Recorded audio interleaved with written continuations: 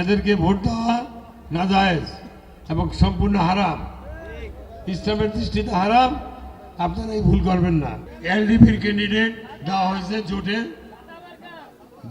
জামাত জোটের candidate LDP ছাতা মার্কা, কিন্তু এখন দেখি যে দাড়িপাল্লা মার্কা, তার মানে ছাতা মার্কারে তারা মানে চিট করছে।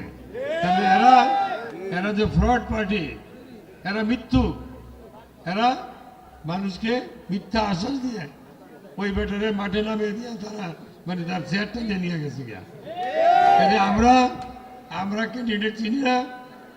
যারা জামাতকে ভোট দিবেন, বলে জামাতের লোকরা আমার কথা শুনতেছেন, আপনাদের ক্যান্ডিডেট হলো ছাতা মার্কা।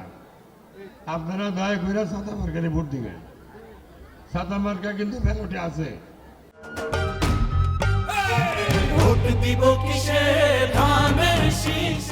আলেম সমাজের ভাইরা, ইতিমধ্যে আপনারা এই নির্বাচনকে সামনে রেখে আপনাদের বিভিন্ন আলেমে দিনরা আপনারা এই জামাতকে ভোট দেওয়া যে হারাম, এই ব্যাপারে আপনারা বক্তব্য রেখেছেন।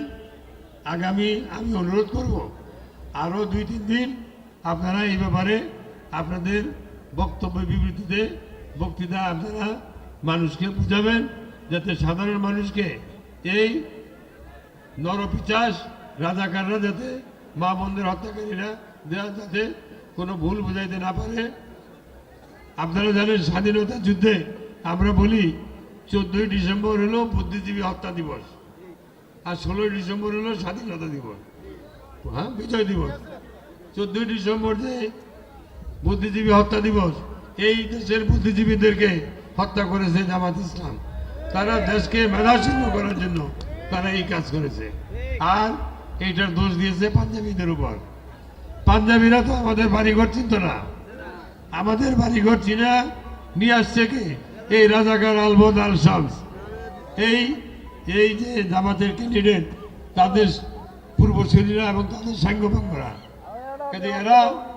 এরা খুনি, রক্ত পিপাসু। এদের সম্বন্ধে সতর্ক থাকবেন। এদেরকে ভোট দেওয়া নাজায়েজ এবং সম্পূর্ণ হারাম, ইসলামের দৃষ্টিতে হারাম।